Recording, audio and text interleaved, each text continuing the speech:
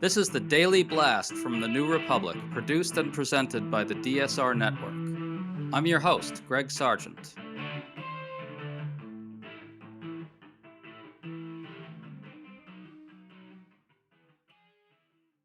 It's getting harder for Donald Trump's propagandists to defend his handling of the war. Trump has been saying that a deal with Iran is near, yet Trump officials are leaking that his public outbursts have only made it harder to reach an agreement to end the conflict. Amid those realities, White House Press Secretary Caroline Leavitt went full cult on Fox News. She viciously attacked the media for being insufficiently worshipful of Trump's glory, and she unleashed an obsequious monologue that was plainly designed to lift Trump's spirits. All this underscores that even if Trump gets a deal, it'll be extremely hard to spin this adventure as a success. So, how bad a catastrophe is this shaping up to be? We're unraveling all this with former National Security Council and State Department veteran Emily Horn, one of our go tos on these topics. Emily, nice to have you back on. Thanks for having me, Greg. So, we're getting close to the expiration of the 2 week ceasefire, and as of this recording, J.D. Vance's trip to negotiate a peace has been postponed after Iran failed to respond to the American position, though this could restart at any time. There's a lot of confusion around the status of the Strait of Hormuz. Emily, can you explain where we are and bring us up to date on the current sticking points and everything else? Talks are off. There's no plan for when or if they'll restart. The Strait of Hormuz it continues to be controlled by the IRGC.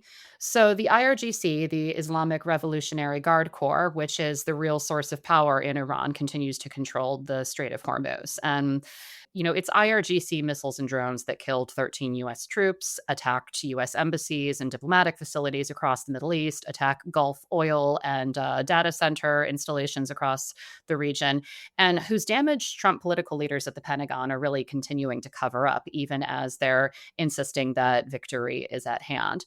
So when you hear this administration talking about, their conversations with the regime and how there may or may not be peace at hand, I think it's really important to remember they often don't know what the heck it is they're talking about because they confuse who really holds the power in Tehran these days. And it's really striking to me when I hear this administration talking about the regime change that US strikes have brought about and the destruction that they have wreaked on things like the Iranian Navy and the Iranian Air Force. Those were never power centers to begin with. So when they're going out and bragging about them on Fox News, they don't really know what they're talking about. And it's a real tell to, negotiators in Iran that the people who are showing up at the table really have no idea what they're doing, that this is total amateur hour. Total art of the deal stuff. Well, CNN reports that the US and Iran had appeared close to a deal, but then Trump started making all kinds of public statements to reporters and on Truth Social. He said Iran had agreed to a bunch of things that Iran hadn't actually agreed to. Trump officials privately told CNN that this was detrimental to the talks. One official said this, quote, "The Iranians didn't appreciate POTUS negotiating through social media and making it appear as if they had signed off on issues they hadn't yet agreed to and ones that aren't popular with their people back home," close quote. Emily, this seems really damning, not just on the substance, but also because officials are leaking this about Trump. What did you make of all of that? So the only thing that was surprising to me about this CNN story was that the headline suggested that the parties had at one point been close to a deal, which the story itself doesn't even actually support. That was probably some editor who wanted to make it seem like, there was higher drama and that Trump's social media, creative writing projects over the weekend and his random phone calls to random reporters had somehow interrupted something that was actually going well, when in fact it wasn't. JD Vance doesn't know what the hell he's doing. Steve Witkoff, the president's golf buddy, is no diplomat. The president's son-in-law can't negotiate anything except a deal with crypto leaders in the Middle East that's going to enrich himself. These people don't know what they're doing, and they barely even tried at the Islamabad talks. They were on the ground for less than 24 hours, where they washed their hands of the whole thing and said that it was a failure. So it's not surprising that the whole thing, fell apart. It's not surprising that the president was tweeting about it in real time and calling up random reporters and bragging about it in real time when there was an effort to get things back on track after that first round failed. And it's not at all surprising that the Iranians took one look at all of this amateur hour nonsense and said, okay, well, even if they did agree to do something, even if we did manage to negotiate with these yahoos, who's to say that the Americans would keep their word? Because Trump is not giving anybody a reason to think that he's serious about any of this. Trump's red lines seem to be that Iran has to halt all uranium enrichment and turn over its stockpile of material entirely, whereas Iran doesn't want to do those things and wants total control over the Strait of Hormuz. Is that about right? Is that about the size of who wants what? Yes, that's basically correct. Now, one of the things that makes this complicated, though, is that there are lots of elements who have influence within the Trump administration who want these talks to go even further, who want even more maximalist demands from the US side. And so, it's a constantly moving target, which I want to be clear, I'm not advocating for the Iranians here, but from the Iranian perspective, which, a good diplomat and negotiator thinks about, what's on the mind of the other people on the other side of the table, it makes it really hard for them to know which end is up. It makes them really hard to know that the United States is going to actually keep its promises and that it's not going to keep moving the goalposts. And Iran needs to retain some sort of leverage going forward, right? Because of the sort of legacy of mistrust with the United States, which means it would be hard for Iran to get anywhere close to the maximalist demands that the United States has. Yes, and again, the demands and the leverage, I think, are different now than they were 8 weeks ago. The Tehran toll booth that is the Strait of Hormuz has some analysts estimate that it could generate over $200 billion a year for Iran when normal traffic resumes. And that's a chokehold that Iran has now learned that it can control and use to strangle global shipping and global energy supplies. Arguably, that gives Iran far greater leverage over global affairs than it would even have had with nuclear weapons, at least until global energy flows fully adjust. And analysts expect that that could be years, if ever. Well, okay, so this is the situation that Caroline Levitt is dealing with. Now, listen to what she said on Fox News. He's the negotiator in chief. And to all the critics in the media, the Democrats, the panicans out there, you doubted he would win in 2016 and you were proven wrong. You doubted he would return to the Oval Office in 2024. You were proven wrong. I remember last year fighting with journalists from the podium about the president's ability to strike a deal to end the war in Gaza and bring home all the hostages. And again, they were proven wrong. I suspect this time is going to be no different, Sean. Emily, this is so absurd on so many levels. Trump very well may get a deal, maybe even soon. But the question is, will there be any scenario in which this is a good overall outcome for the United States, right? What did you make of all that? I hear an answer like that, and I hear a spokesperson who knows that she has a really bad hand of cards to play. And so instead of trying to play that bad hand, she's just attacking the person sitting on the other side of the table from her. She's not engaging with any of, I think, the very reasonable and substantive questions that people on all sides of the aisle have about what does success look like in this conflict? When are gas prices going to go down? Does Iran have all this leverage now that it didn't have 8 weeks ago? She's just refusing to engage with any of that and attacking anyone who asks her questions about it. But it's really telling that she's refusing to answer the questions and going on the offense. To stay up to date on all the news that you need to know, there's no better place than right here on the DSR network. And there's no better way to enjoy the DSR network than by becoming a member. Members enjoy an ad-free listening experience, access to our Discord community, exclusive content, early episode access, and more. Use code DSR26 for a 25% off discount on sign-up at thedsrnetwork.com. That's code DSR26 at thedsrnetwork.com/buy. Thank you and enjoy the show.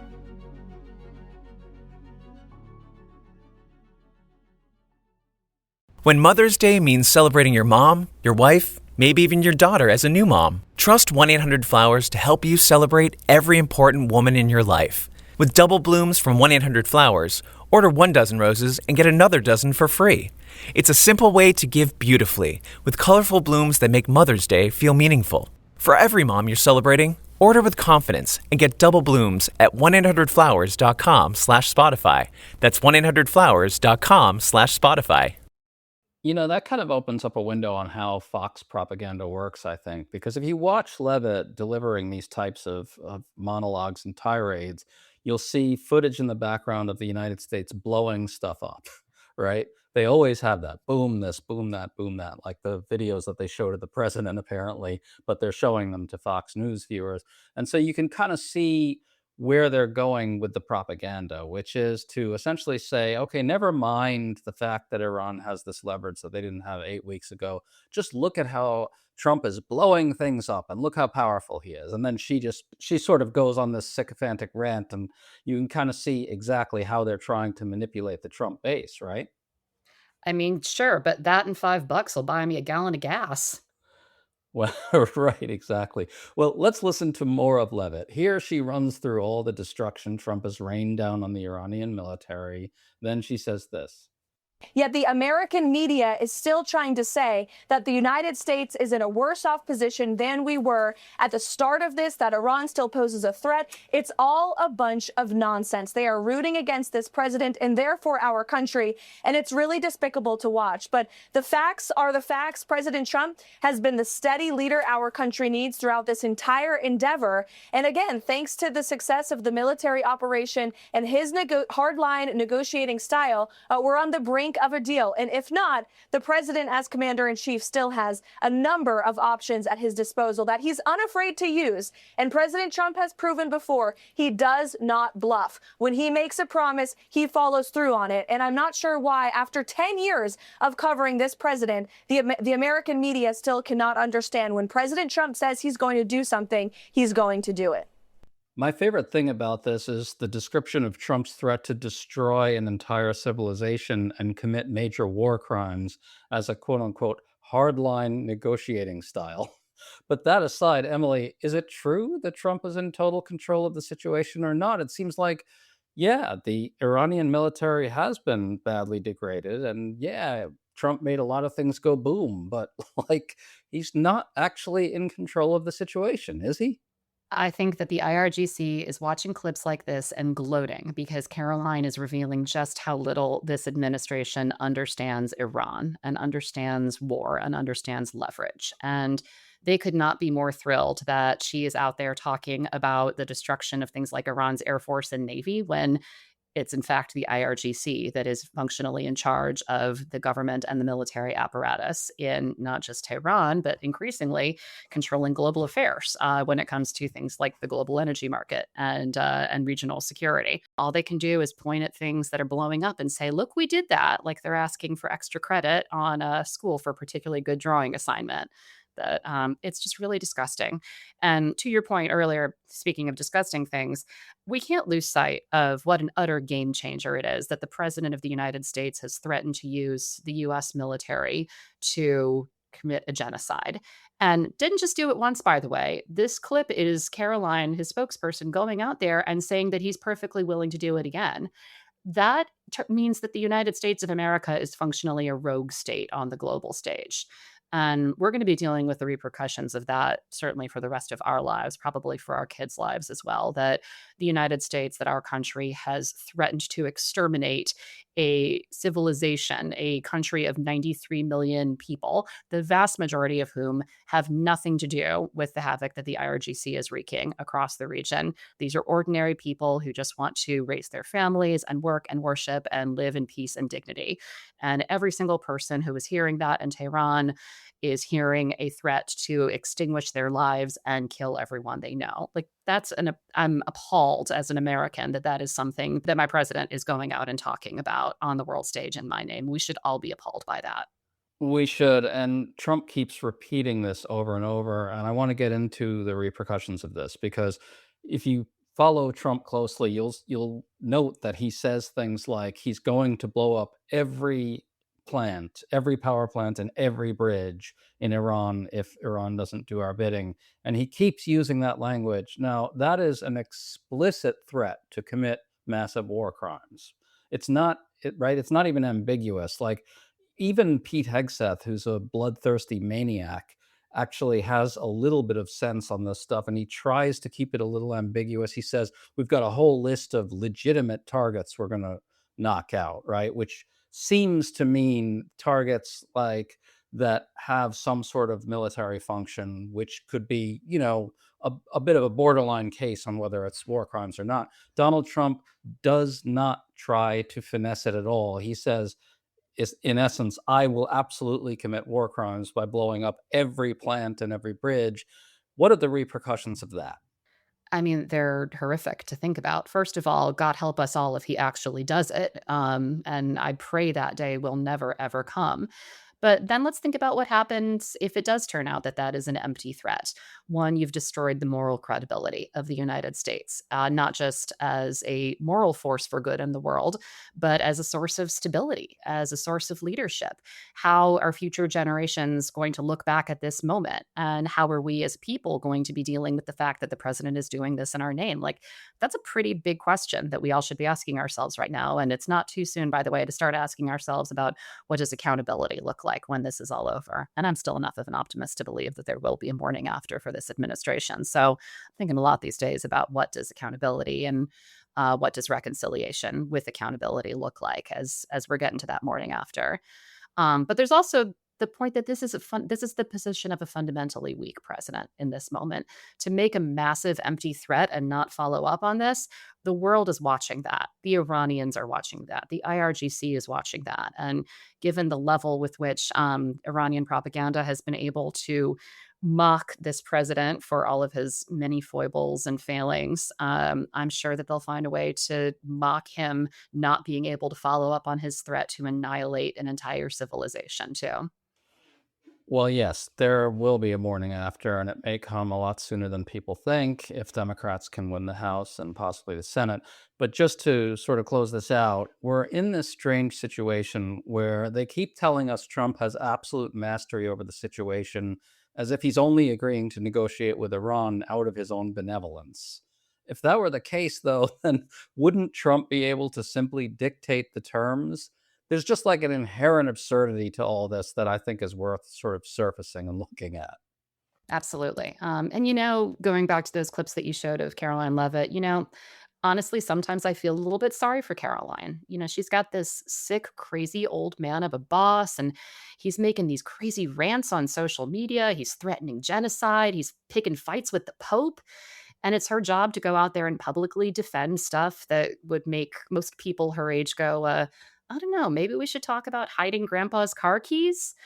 And, then I remember it's not car keys at stake. It's literally America's nuclear launch codes. And then I no longer feel sorry for her or anyone else who is still choosing to defend this shit. So, Emily, as we were recording this, it turns out that Trump just announced that the ceasefire will be extended indefinitely, and we don't seem to know exactly what that means for the talks. But can you kind of play out where this all goes from here? So obviously, this news just broke as we were recording. What this appears to be is an acknowledgement from President Trump that Iran holds all the cards here and that he is extending a ceasefire with Iran until Iran submits a proposal to end the war permanently. The statement that he put up on Truth Social says, quote, Pakistan has asked us to hold our attack on the country of Iran until such time as their leaders and representatives can come up with a unified proposal. So that's to me says a couple of things. One, they're acknowledging that, and I think this is good for the world, that despite Caroline Levitt's threats today to destroy the entire civilization of Iran, that's not going to happen. So, let's acknowledge that not doing genocide is a good thing. But apart from that one good thing, this seems to me to be a total caving to all of the leverage that Iran has been able to accumulate in the last 8 weeks. I think it's upsetting to see that we wound up in a place where after 13 American soldiers were killed in IRGC attacks, where our diplomatic facilities were attacked, where a lot of the damage is still being hidden by the Pentagon, where we have all seen our gas and energy prices rising with no end in sight, where global trade has been disrupted, where our credibility has been shredded. This is the best that we've got, is the maintenance of the status quo. And that the timetable is now on Iran to put together a proposal. that the U.S. is out of ideas for how to resolve this. It sure looks that way, and we got to think that at least he isn't carrying out the threat of genocide, which is a weirdly positive thing. I don't want to give him credit for it, though, Greg, honestly. The damage of destroying America's reputation on the global stage, of making us into a rogue state that threatens to annihilate our enemies, that damage has been done and can't be undone, even if in this particular moment it doesn't look like the crisis that's most at hand. Well, who says Trump didn't accomplish anything? He accomplished that. Emily Horn, awesome to talk to you, folks. Check out Emily's Substack. It's called Spin Class. Emily, always a pleasure to talk to you. Thanks for coming on. Thanks, Greg.